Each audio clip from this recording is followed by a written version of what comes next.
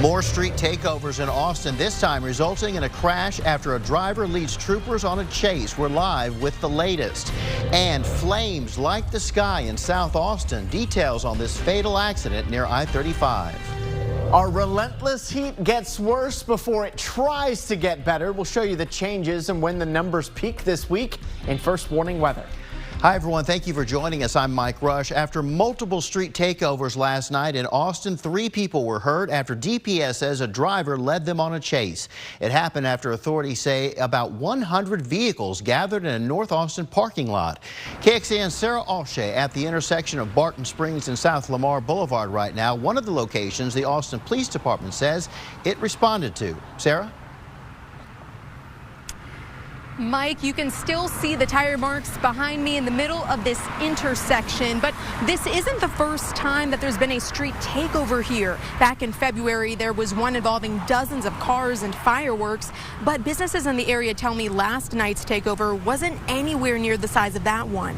DPS says its troopers responded to a car meet in a Target parking lot on Research Boulevard around 9:30 last night, where they saw about 100 vehicles. According to DPS, that's where they saw a car speeding without its headlights on. DPS says troopers tried to pull that car over, which then led to a chase, and from there that car hit another vehicle. The driver, as well as 2 people in the car they crashed into, were taken to the hospital.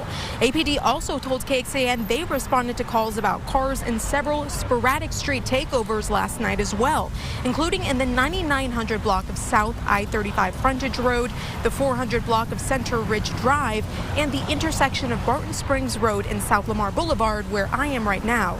And businesses in the area say they are on alert now that takeovers have happened twice here this year. I'm never going to advocate for there being more cops near my bar, but I'm really starting to think if we want that to stop, that's the only option. If I'm ever working on a Saturday night, I'm definitely keeping an eye out, and I'm keeping my camera ready. We are waiting to hear back from APD to find out if the people involved with February's takeover are the same group that was involved in last night's. And regarding charges, there's no word yet if any will be filed as a result of the crash or of the takeovers. Back to you in the studio. Sarah, thanks. And responding to state troopers' involvement in last night's street takeovers, Governor Greg Abbott tweeted, "The city of Austin may have tried to eliminate DPS from Austin, but I have not." He went on to write, "DPS will be deployed as needed to every city, including Austin, to do everything possible to maintain safety." Earlier this month, Austin suspended a partnership with DPS that had troopers helping out as the department works to fill roughly 300 police positions. In response to the suspension, DPS announced that it would still continue to patrol in Austin as outlined in that partnership. In February, Austin police responded to a series of takeovers at busy intersections across the city, such as Barton Springs Road in South Lamar and North I-35 and Anderson Lane. Court documents say multiple crashes occurred, cars hit pedestrians, and police vehicles were damaged. 24 people were arrested in connection to those takeovers. And earlier this month, 5 people were arrested in Fort Worth involved in a street takeover. Police say those arrested were part of the same group that organized the February street takeovers in Austin that we just showed you. On July 9th, Fort Worth PD saw a Dodge Challenger doing donuts in an intersection, and the Challenger led police on a chase at one point. After police used spikes to flatten the tires, the people inside got into another vehicle and took off. 2 of the 5 arrested were juveniles. The others were 17, 19, and 20 years old. We are still trying to learn more this evening about a fiery rollover crash in South Austin that killed 4 people. You can see the large flames here engulfing a vehicle that rolled and ended up near a Toyota dealership. It happened at around 2:30 this morning along the South Interstate 35 service road near Battle Bend Boulevard. EMS says 4 people were pronounced dead and 2 others were taken to the hospital with injuries. Authorities have not released any information about how it happened. We'll let you know if we find out. First Warning Weather with meteorologist Nick Bannon. Another hot day here in Central Texas, but today's temperatures will be the coolest they will be for the next week. This is how it looks in Liberty Hill from our Whittlesey Landscape Supplies camera there, with almost completely clear skies, only a few puffy clouds around. But many of us still in the triple digits. We're at 102 right now in Austin, and a few spots luckily in the 90s, but still warm for you wherever you are. And most of us a little warmer than this time yesterday by about 1 to 2 degrees. And the numbers are going to keep climbing here as we head into a brand new work week. But at least we're staying, we expect, below what the temperatures are going to be here for the next few days. So enjoy today's cooler weather, we'll call it, before the heat really turns up. No sign of any rain here tonight or much in the way of clouds. 100 at 7, 94 at 9, and 90 here at 11. Now coming up in first warning weather, we expect the hottest days of the week to come tomorrow and Tuesday. We'll show you how high those numbers go before a very slight cooling trend. We'll also give you an update on the tropics and whether we'll get any rain out of them. First of all, this. Severe storms rolled through several states over the weekend, leaving behind significant damage. In Virginia, Maryland, and D.C., there were numerous reports of fallen trees and branches following Saturday night storms. In Dumfries, Virginia, a 43-year-old man was killed when a tree crashed down on his home while he was showering. Meanwhile, this was the scene in Easton, Maryland, where a fallen tree fell on one couple's home of 25 years. Storms also swept through parts of New Jersey, including a possible tornado there. Several trees were torn down along with power lines, leaving some residents without power. And in Tucson, Arizona, some people are still without electricity and dealing with extreme heat without air conditioning after a storm on Friday. Thanks, Nick. And as you speak of that extreme heat, every year car technicians deal with dead car batteries and flat tires due to the summer heat. But with the ongoing heat wave in Texas right now, car specialists are reporting newer and more unusual issues as the oppressive temperatures continue. Bosch Diagnostic Specialist says the Lone Star State summer heat spell has led to the breakdown of windshield wipers and brake fluids on top of engines overheating. You're driving around in 112-degree temperature, you've got heat reflecting off the glass, and that causes the rubber components and other components of a wiper blade to break down. And he recommends that car owners keep a tire pressure gauge on hand to get frequent readings during the summertime, as well as having car batteries checked by experts. We've got a checklist of all of the car troubles to watch out for this summer and why your remote start button could be impacting your car's oil levels. That's all online at KXAN.com. Still to come, a sales tax in Texas is about to go away. We'll let you know what items you'll soon get a break on. And multiple dogs in Indiana die from heat stroke. Why police are calling it a freak event. Texans will soon get to say goodbye to the sales tax on essential baby products like diapers, as well as all menstrual products like tampons and pads. The legislation was a long time coming, finally getting momentum after Speaker Dade Phelan made it a priority this session. Our Capitol correspondent Monica Madden shows us how this will impact families in need. One by one, We're happy to help. busy volunteers at the Austin Diaper Bank pack hundreds of baby essentials. Families who are living in poverty or have low incomes, diapers can be really expensive. And so a lot of times they'll reuse diapers, they'll use other things in place of a diaper, and we don't want families to do that. It's why Executive Director Holly McDaniel was overjoyed We're absolutely thrilled. when a bill to eliminate the sales tax on essential baby items and menstrual products finally passed after years of advocacy. The Austin Diaper Bank serves about 35,000 families a year, so the need is great, and they say that any kind of savings on the sales taxes will add up and make a difference. It felt like a real team effort, and to finally have it be successful was very gratifying. State Representative Donna Howard has been introducing this bill year after year. What made this time different? Well, certainly the budget surplus was a factor. I think it also came on the heels of the previous legislative session and the Supreme Court ruling on Roe v. Wade, where there was a sense that the Texas legislature was not taking care of women and not providing them access to health care. So there was more of an effort this time, I think, on the part of leadership to show that indeed they did want to support women. They did want to support families. While it's small, families now won't have to pay extra for essential care. This is not a luxury. This is something that is required, that is a cumulative amount over a period of time that can make a difference, especially those living paycheck to paycheck. Monica Madden, KXAN News. And that new law will take effect on September the 1st. Another triple-digit day for us here today, but not as hot as these numbers are gonna get this week. 103 today was below the record high of 106, but still 5 degrees above normal. It made for yet another triple-digit day in a row. We're on a 23-day stretch now, sure to jump into first place by the end of the week. We'll show you how high those numbers go and any relief in the not-too-distant future in First Warning Weather. Animal advocates are sharing photos and videos from an incident in Indiana where at least 8 dogs died of heat stroke because of a failed AC unit. Natalie Martinez has details, and we do want to warn you that some of these images you're about to see are disturbing.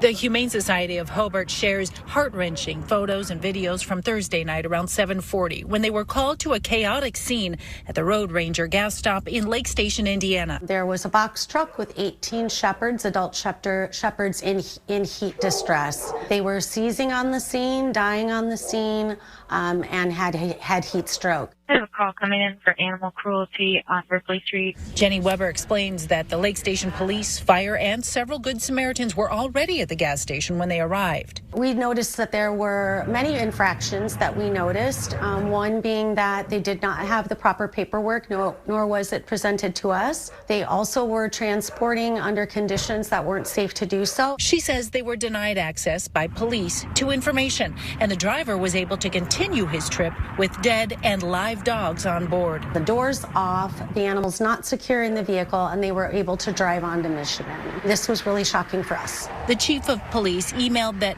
they won't comment on the investigation until it's completed, but in a Facebook post said that the canines were being transported to a canine training facility from O'Hare Airport to Michigan City, Indiana. The driver got caught in a 2-hour traffic delay. The AC unit in the cargo area failed.